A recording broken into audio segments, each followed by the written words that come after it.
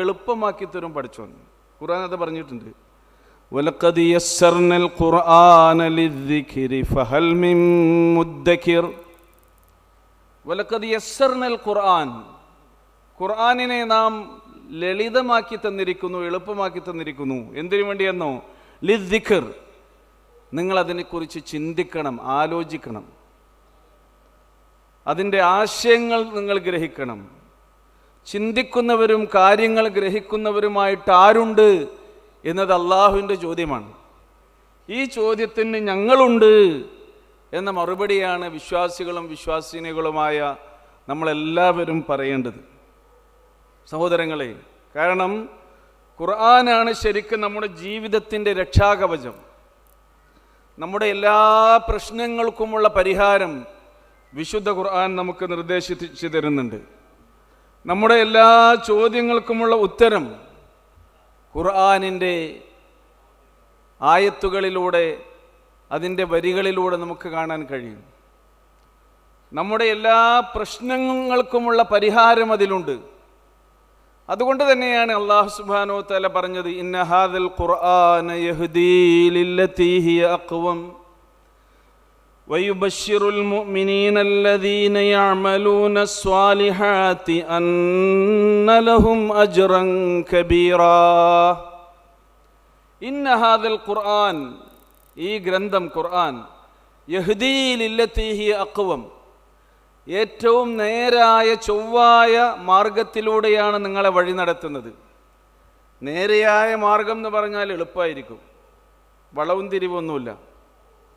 കാരണം ഇത് അള്ളാഹു നൽകുന്ന ഹിദായത്താണ്. മാത്രമല്ല വിശ്വാസികൾക്ക് അത് സന്തോഷ വാർത്ത അറിയിക്കുന്നത് എന്താണെന്നോ? നിങ്ങളുടെ വിശ്വാസത്തിനും സുഹൃതങ്ങൾക്കും അള്ളാഹു അതിരും എതിരുമില്ലാത്ത പ്രതിഫലം നൽകുമെന്നതാണ്. അതുകൊണ്ട് കൂടുതൽ ഖുർആൻ പഠിതാക്കൾ അടങ്ങിയ ഈ സദസ്സിൽ എനിക്ക് പറയാനുള്ളത്, ഖുർആൻ തന്നെ അതിനെ പഠനത്തിന് ഏത് രീതിയിലൊക്കെ സമീപിക്കണമെന്ന് പറഞ്ഞു തന്നിട്ടുണ്ട്. അതുകൂടി നമ്മൾ ശ്രദ്ധിക്കേണ്ടതുണ്ട്. ഒന്നാമത്തേത്, വിശുദ്ധ ഖുർആനിനെ നമ്മൾ നല്ലവണ്ണം ശ്രദ്ധയോടുകൂടി കേൾക്കുക എന്നുള്ളതാണ്. കേട്ട് വീണ്ടും വീണ്ടും ആവർത്തിച്ച് കേട്ടാൽ നമുക്കത് പെട്ടെന്ന് മനഃപ്പാഠമാകും. അങ്ങനെ ഖുർആൻ പാരായണം ചെയ്യപ്പെടുന്നത് കേട്ടാലും അതിനെ ശ്രദ്ധിച്ചാലും അള്ളാഹുവിൻ്റെ കാരുണ്യം അവൻ നമുക്ക് ചൊരിഞ്ഞു തരുമെന്നാണ്. وَإِذَا قُرِئَ الْقُرْآنُ فَاسْتَمِعُوا لَهُ وَأَنصِتُوا لَعَلَّكُمْ تُرْحَمُونَ. ഖുർആൻ നിങ്ങൾ പാരായണം ചെയ്യപ്പെടുന്നത് കേട്ടാൽ, നിങ്ങൾക്ക് ഖുർആൻ പാരായണം ചെയ്യപ്പെടുകയാണെങ്കിൽ, ഫസ്തമിഉ ലഹു വഅൻസിതു, നിങ്ങൾ മൗനം പാലിച്ചുകൊണ്ട് അതിന് നിങ്ങൾ ശ്രദ്ധ കൊടുക്കണം, കേട്ടിരിക്കണം. എന്നാൽ ലഅല്ലക്കും തുർഹമൂൻ, അള്ളാഹുവിൻ്റെ കാരുണ്യം നിങ്ങൾക്ക് ലഭിക്കും എന്ന് അല്ലാഹു സുബ്ഹാനഹു വ തആല നമുക്ക് വാഗ്ദാനം ചെയ്യുകയാണ്. അപ്പോൾ വിശ്വാസികളായ നമ്മൾ നമ്മുടെ ജീവിതത്തിൽ ഓരോ ദിവസവും കുറച്ച് സമയം ഖുർആൻ കേൾക്കാൻ വേണ്ടി നമ്മൾ ചെലവഴിക്കുക. ഒരു 10 മിനിറ്റ് തന്നെയെങ്കിലും ഒരു ദിവസം. 24 മണിക്കൂർ പഠിച്ചോൻ തരുന്നുണ്ടല്ലോ. നമുക്കിഷ്ടമുള്ള ഖാരികളുടെ, ഇമാമുമാരുടെയൊക്കെ വിവിധ ശൈലിയിലും രീതിയിലും ഈണത്തിലുമുള്ള പാരായണങ്ങൾ ഇന്ന് നമ്മുടെയൊക്കെ ഈ ഡിവൈസ് ഇതിൽ ലഭ്യമാണ്. നിങ്ങളുടെയൊക്കെ മൊബൈലിൽ ചിലപ്പോൾ ഖുർആൻ നിങ്ങൾ പല ആളുകളുടേതും ഡൗൺലോഡ് ചെയ്ത് വെച്ചിട്ടുണ്ടാകും, അതിൻ്റെ പരിഭാഷ സഹിതം. അങ്ങനെയൊക്കെ ആണെങ്കിൽ ഈ സാധനം കൊണ്ടു നടക്കുന്നതിന് അർത്ഥമുള്ളൂ. എത്രയൊക്കെ ഉപകാരങ്ങളാണ് ഇതുകൊണ്ട് അല്ലാഹു സുബ്ഹാനഹു വ തആല നമുക്ക് നൽകുന്നത്.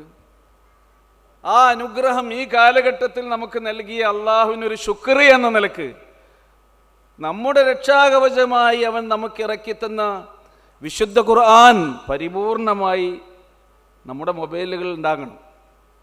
അങ്ങനെ നമുക്ക് ശ്രദ്ധിച്ച് കേൾക്കാൻ കഴിയും. രണ്ടാമത്തേത്, നമ്മൾ കേൾക്കുമ്പോൾ ഏതായാലും ശ്രദ്ധയോടുകൂടിയാണ് നമ്മൾ കേൾക്കുന്നതെങ്കിൽ അറിയാതെ ആ ആയത്തുകളുടെ കൂടെ നമ്മൾ പാരായണം ചെയ്ത് അതിൻ്റെ കൂടെ അങ്ങനെ ഒഴുകിപ്പോകും. തിലാവത്തുൽ ഖുർആൻ അത് ഒരു ഇബാദത്തായിക്കൊണ്ടാണ് വിശുദ്ധ ഖുർആൻ നമുക്ക് പരിചയപ്പെടുത്തി തരുന്നത്. തിലാവ എന്ന് പറഞ്ഞാൽ പാരായണം എന്നാണ്. ഇന്നല്ലദീന യത്ലൂനൽ കിതാബ വഅഖാമുസ് സ്വലാ وأنفقوا مما رزقناهم سرا وعلانية يرجون تجارة لن تبور. ഖുർആൻ പറയാണ്, ഇന്നല്ലദീന യത്ലൂന കിതാബല്ലാഹ്, നിശ്ചയമായും അള്ളാഹുവിൻ്റെ വേദഗ്രന്ഥം പാരായണം ചെയ്യുന്നവർ, വഅഖാമുസ്സലാ, നമസ്കാരം ഉറപ്രകാരം അനുഷ്ഠിക്കുന്നവർ. ഇഖാമത്തുസ്സലാത്തിൻ്റെ മുന്നിലായിക്കൊണ്ട് തിലാവത്തുൽ ഖുർആനെയാണ് ഈ ആയത്തിൽ അല്ലാഹ് പറയുന്നത്. അപ്പോൾ ഇഖാമത്തുസ്സലാത്ത് പോലെ തന്നെ പ്രാധാന്യപൂർവ്വം ചെയ്യേണ്ട ഒരു സംഗതിയാണ് തിലാവത്തുൽ ഖുർആൻ, ഖുർആൻ പാരായണം. വഅൻഫഖൂ മിമ്മാ റസഖ്നാഹും സിർറൻ വഅലാനിയ, രഹസ്യമായും പരസ്യമായും തങ്ങൾക്ക് അള്ളാഹു നൽകിയ സമ്പത്തിൽ നിന്ന് ചെലവഴിച്ചു കൊണ്ടിരിക്കുന്നവർ പ്രതീക്ഷിക്കുന്നത് എന്താ? യർജൂന തിജാറത്തൻ ലൻ തബൂർ, ഒരിക്കലും നഷ്ടപ്പെട്ടു പോകാത്ത ഒരു കച്ചവടമാണ്, ഒരു ബിസിനസ്സിലാണ് അവർ ഏർപ്പെട്ടുകൊണ്ടിരിക്കുന്നത് എന്നാണ് അല്ലാഹു സുബ്ഹാനഹു വ തആല പറയുന്നത്. ഖുർആനുമായി നിങ്ങൾ ബന്ധപ്പെടുന്ന ഒരു പ്രവർത്തനം കൊണ്ട് ഒരു നഷ്ടം നിങ്ങൾക്ക് ഉണ്ടാവുകയില്ല, ലാഭമല്ലാതെ. അപ്പോൾ ഇസ്തിമാഅി, തിലാവത്തായി. മറ്റൊന്ന്, ഖുർആനിൻ്റെ ആയത്തുകളെക്കുറിച്ച് നമ്മൾ പരിചിന്തനം നടത്തുക എന്നുള്ളതാണ്. ഗവേഷണം നടത്തുക, ചിന്തിക്കുക. ഖുർആനിൻ്റെ ഓരോ ആയത്തുകളെക്കുറിച്ച് നമ്മൾ ചിന്തിച്ചുകൊണ്ടേയിരിക്കണം. കാരണം ആയത്ത് എന്നാണ് നമ്മൾ അതിന് പറയുന്നത്. മലയാളത്തിൽ സൂക്തം എന്ന് പറയും. ആയ എന്ന് പറഞ്ഞാൽ ദൃഷ്ടാന്തം എന്നാണ്. അപ്പോൾ ഖുർആനിൻ്റെ ഓരോ സൂക്തങ്ങളും ഓരോ ദൃഷ്ടാന്തങ്ങൾ തന്നെയാണ്. ആ രീതിയിൽ ഖുർആൻ ചോദിക്കുന്നുണ്ട്, അഫലാ യതദബ്ബറൂനൽ ഖുർആൻ അം അലാ ഖുലൂബിൻ അഖ്ഫാലുഹാ, ഖുർആനിൻ്റെ ആയത്തുകളെക്കുറിച്ച് അവർ ഉറ്റാലോചിക്കുന്നില്ലേ? അവരുടെ മനസ്സുകൾ താഴിട്ട് പൂട്ടപ്പെട്ടിട്ടുണ്ടോ എന്ന് ഖുർആൻ ചോദിക്കുന്നുണ്ട്. ഇല്ല, നമ്മുടെ മനസ്സുകൾ താഴിട്ട് പൂട്ടിയതാകരുത്. അള്ളാഹുവിൻ്റെ വേദഗ്രന്ഥത്തിന് മുമ്പിൽ നമ്മുടെ മനസ്സിൻ്റെ കവാടങ്ങളെ മലർക്കെ തുറന്നിട്ടുകൊണ്ട് അതിൻ്റെ ആശയതലങ്ങളിലേക്ക് ആഴ്ന്നിറങ്ങിക്കൊണ്ട് നമ്മൾ ചിന്തിക്കേണ്ടതുണ്ട്. ചിന്ത എന്നുള്ളത് രണ്ട് രീതിയിൽ നമുക്ക് നടത്താൻ കഴിയും. ബാഹ്യമായ അതിൻ്റെ ഘടനയെക്കുറിച്ചുള്ള ആലോചന, ആന്തരികമായ അതിൻ്റെ ആത്മാവിനെ തേടിക്കൊണ്ടുള്ള തീർത്ഥയാത്ര, അതിൻ്റെ ആശയതലങ്ങളിലുള്ള ചിന്തയും ആലോചനയും. ഈ രണ്ട് തലങ്ങളിലേക്കും തങ്ങളുടെ ബുദ്ധി ഉപയോഗിച്ചുകൊണ്ടുള്ള അന്വേഷണമാണ് വിശ്വാസികൾ നടത്തേണ്ടത് എന്നാണ്. പഠിതാക്കൾ എന്ന നിലയ്ക്ക് ഒന്ന് രണ്ട് സംഗതികൾ ഈ സന്ദർഭത്തിൽ നിങ്ങളുടെ ശ്രദ്ധയിൽപ്പെടുത്താൻ ആഗ്രഹിക്കുകയാണ്. നമുക്കറിയാമല്ലോ, ഹുറൂഫുൽ ജർ, അറബി ഭാഷ പഠിക്കുമ്പോൾ നമ്മൾ ഇസ്മ, ഫീൽ, ഹറഫ് എന്ന് പറഞ്ഞുകൊണ്ടാണ് പഠിക്കുക. ഇസ്മ നാമം, നൗണുകൾ, ഫീൽ വെർബുകൾ, ക്രിയകൾ. ഹർഫ് എന്ന് പറഞ്ഞാൽ ലെറ്റേഴ്സ്, കൺജങ്ഷൻ പോലുള്ള സംഗതികളാണ്. ഇതിൽ ഖുർആനിലെ ഓരോ അക്ഷരങ്ങളെയും അല്ലാഹു സുബ്ഹാനഹു വ തആല എത്ര ഗൗരവതരമായി കൊണ്ടാണ് കോർത്തിണക്കിയത് എന്ന് അതിൻ്റെ ഓരോ ഭാഗങ്ങളും പഠിച്ചാൽ നമുക്ക് പഠിക്കാൻ കഴിയും. ജറിൻ്റെ ഹർഫുകൾ മിൻ, ഇല, ഫി എന്നൊക്കെ നമ്മൾ പഠിച്ചിട്ടുണ്ട്. എന്നാൽ വ്യാകരണ ശാസ്ത്രത്തിൽ അതിനെക്കുറിച്ച് ഗവേഷണം നടത്തിയ ഇമാമുമാർ മുന്നേ കഴിഞ്ഞു പോയിട്ടുണ്ട്. ഇമാം മാലിക് റഹിമഹുല്ല തൻ്റെ അൽഫിയ എന്ന ഗ്രന്ഥത്തിൽ, അൽഫിയത്ത് ബിൻ മാലിക്കിൽ 20 അക്ഷരങ്ങൾ, ഹർഫിൻ്റെ അക്ഷരങ്ങളായി അദ്ദേഹം അതിൽ കോർത്തിണക്കി പാടുന്നുണ്ട്. ഹക്കാ ഹുറൂഫൽ ജരി വഹിയ മിൻ ഇല ഹത്താ ഖലാഹാ ശഅദാ ഫി അൻ അല മുൻദു റുബ്ബൽ ലാമു വൈ കൈവാവുൻ വതാ വൽ കാഫു വൽ ബാ വലഅല്ല വമതാ. ഇതൊക്കെ ജറിൻ്റെ ഹർഫുകളാണെന്നാണ് പറയുന്നത്. അതിലൊറ്റ ഹർഫിനെ കുറിച്ചാണ് ഞാൻ ഈ സന്ദർഭത്തിൽ സംസാരിക്കുന്നത്. വാവ് എന്നുള്ളത്, വാവ് എന്ന അക്ഷരത്തെ ഹർഫിനെ കുറിച്ച് നമ്മൾ പറഞ്ഞത് സെയ്ദുൻ വ അംറുൻ എന്ന് പറഞ്ഞാൽ എന്തായി? സെയ്ദും അംറും എന്ന് നമ്മൾ പറയുന്ന പോലെയായി. സെയ്ദിൻ്റെ കൂടെ വാവിനെ, അംറിനെ കൂടി ചേർത്ത് പറയുന്നത്. പക്ഷെ ഈ വാവിന് ഖുർആനിൽ പറഞ്ഞ പല കാര്യങ്ങളും ഗവേഷണം നടത്തിയ കൂട്ടത്തിൽ വാവ് സമാനിയ എന്ന് പറഞ്ഞ 8 സൂചിപ്പിക്കുന്ന വാവ് എന്ന രീതിയിൽ ഒരു വാവ് വരുന്നുണ്ട്. അതിൻ്റെ ഉദാഹരണങ്ങൾ എടുത്ത് പരിശോധിച്ച് നോക്കുകയാണെങ്കിൽ അസ്ഹാബുൽ കഹ്ഫ് ഗുഹാവാസികളുടെ എണ്ണം എത്ര പേരുണ്ടായിരുന്നു അവർ എന്ന് ഖുർആൻ പറഞ്ഞു തരുന്നുണ്ട്. സയഖൂലൂന സലാസത്തുൻ റാബിഉഹും കൽബുഹും വയഖൂലൂന ഖംസത്തുൻ സാദിസുഹും കൽബുഹും വയഖൂലൂന സബ്അത്തുൻ വസാമിനുഹും കൽബുഹും റജ്മൻ ബിൽ ഗൈബ്. ആയത്ത് നിങ്ങൾക്ക് കാണാതറിയും, അതുകൊണ്ട് പറയാൻ എളുപ്പം, അതുകൊണ്ടാണ് ഞാൻ അതുകൂടി തിരഞ്ഞെടുത്തത്. അവർ പറയുന്നുണ്ട് ഗുഹാവാസികളുടെ എണ്ണം 3 ആയിരുന്നു, 4-മത്തേത് അവരുടെ നായയായിരുന്നു. എന്നാൽ വേറൊരു വിഭാഗത്തിൻ്റെ അഭിപ്രായം ഖംസ 5 ആയിരുന്നു, സാദിസുഹും കൽബുഹും 6-മത്തേത് നായയായിരുന്നു. എന്നാൽ വയഖൂലൂന സബ്അ, വേറെ ചിലർ പറയുന്നു അവർ 7 പേരുണ്ടായിരുന്നു. 7 കഴിഞ്ഞതിന് ശേഷം 8-മത്തേതിനെ സൂചിപ്പിക്കുമ്പോൾ വസാമിനുഹും കൽബുഹും. അപ്പൊ 8-മത്തേതിനെ കുറിച്ച് പരാമർശിക്കുമ്പോൾ അതിനു മുമ്പ് വരുന്ന വാവ് ആണ് വാവു അസ്സമാനിയ.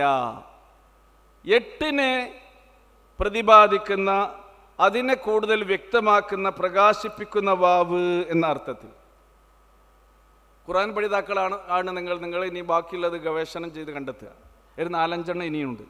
അതിൽപ്പെട്ടൊന്നാണ് ആദ് സമൂദ് ഗോത്രത്തിൻ്റെ ശിക്ഷയെക്കുറിച്ച്, അവർക്ക് നൽകിയ ശിക്ഷയെക്കുറിച്ച് അല്ലാഹു സുബ്ഹാനഹു വ തആല പറഞ്ഞപ്പോൾ പറയുന്നുണ്ട് സഖറഹാ അലൈഹിം സബ്അ ലയാലിൻ.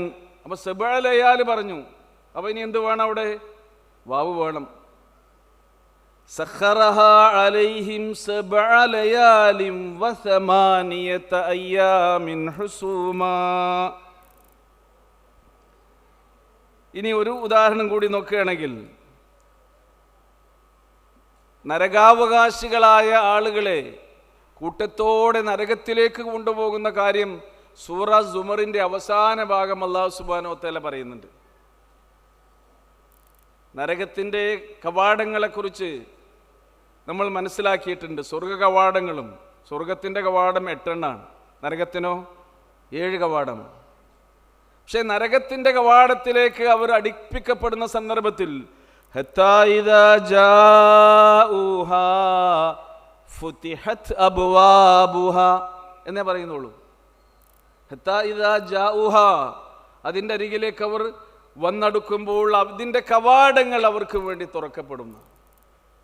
സ്വർഗത്തെക്കുറിച്ച് പറഞ്ഞപ്പോഴോ പറയുന്നത് നോക്കൂ, ഹത്താ ഇദാ ജാഊഹാ വഫുതിഹത് അബ്വാബുഹാ, അതിൻ്റെ അരികിലേക്ക് അവർ കൊണ്ടുവരപ്പെടുമ്പോൾ സ്വർഗത്തിൻ്റെ കവാടങ്ങൾ അവർക്കതാ തുറക്കപ്പെടുന്നു. അപ്പോൾ ആ വാവിൽ നിന്ന് തന്നെ സ്വർഗത്തിന് 8 കവാടങ്ങൾ ഉണ്ട് എന്നത് നമുക്ക് നിർദ്ധാരണം ചെയ്തെടുക്കാൻ കഴിയും എന്ന് വാവ് എന്ന ഈ ഹർഫിനെ കുറിച്ച് നടത്തിയ ഗവേഷണത്തിലൂടെ പണ്ഡിതന്മാർ കണ്ടെത്തിയിട്ടുണ്ട്. ഞാൻ പറഞ്ഞുകൊണ്ടുവരുന്നത്, വിശുദ്ധ ഖുർആനിൻ്റെ ഓരോ അക്ഷരങ്ങളെക്കുറിച്ചുമുള്ള പഠനങ്ങൾ, ഗവേഷണങ്ങൾ നമ്മൾ നടത്തുകയാണെങ്കിൽ പോലും ഖുർആനിൻ്റെ അമാനുഷികതയും അത് ദൈവിക ഗ്രന്ഥമാണ് എന്ന് നമുക്ക് ബോധ്യപ്പെടുന്നത് കൂടുതൽ കൂടുതൽ ബോധ്യപ്പെടുത്തി തരുന്നതും കൂടിയാണ്.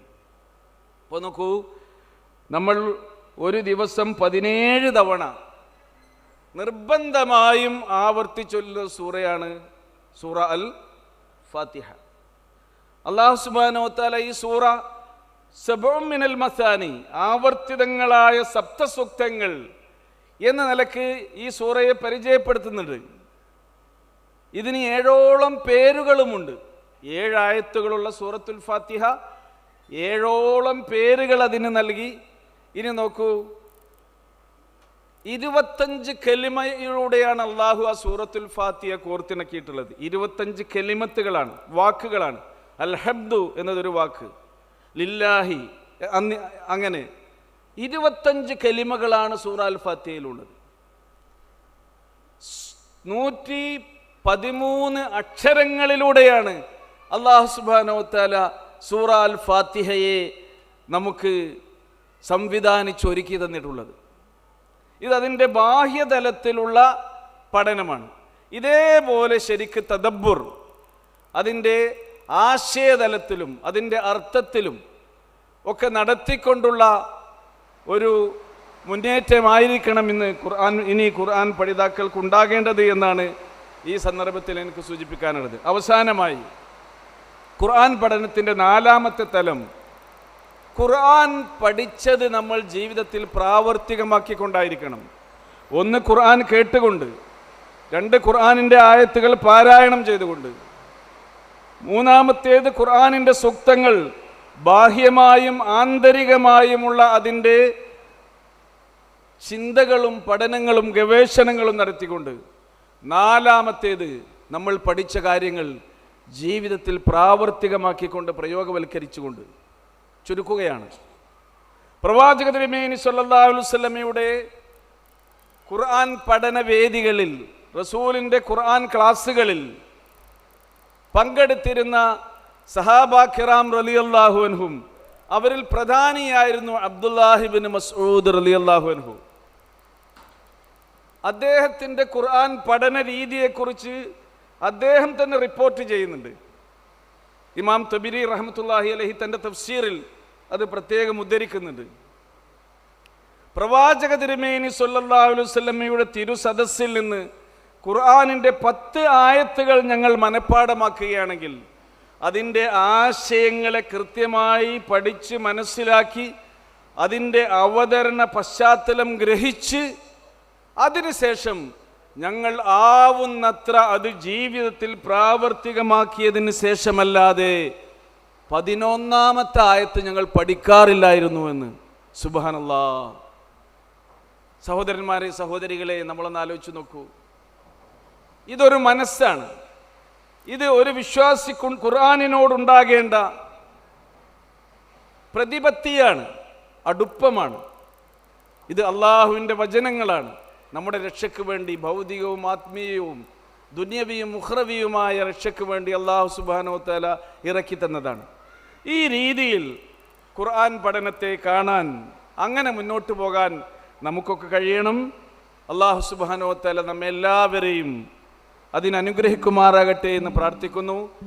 ഇവിടെ ഒരുമിച്ച് കൂടിയ എല്ലാ ഖുർആൻ ലേണിംഗ് സ്കൂൾ പഠിതാക്കൾക്കും ഇതിൻ്റെ സഹകാരികൾക്കും ഇതിൻ്റെ സഹയാത്രികർക്കും ഇതിൻ്റെ സംഘാടകരായ ISMൻ്റെ കരുത്തരായ നേതാക്കന്മാർക്കുമൊക്കെ അള്ളാഹു അതിരും എതിരുമില്ലാത്ത അവൻ്റെ അനുഗ്രഹങ്ങൾ നിരന്തരമായി ചൊരിഞ്ഞു കൊടുക്കട്ടെ എന്ന് പ്രാർത്ഥിച്ചുകൊണ്ട് ചുരുക്കുന്നു. വാഖിറു ദഅ്വാന അനിൽ ഹംദുലില്ലാഹി റബ്ബിൽ ആലമീൻ വസല്ലല്ലാഹു തആല അലാ ഖൈരി ഖൽഖിഹി മുഹമ്മദിൻ വഅലാ ആലിഹി വസഹബിഹി അജ്മഈൻ.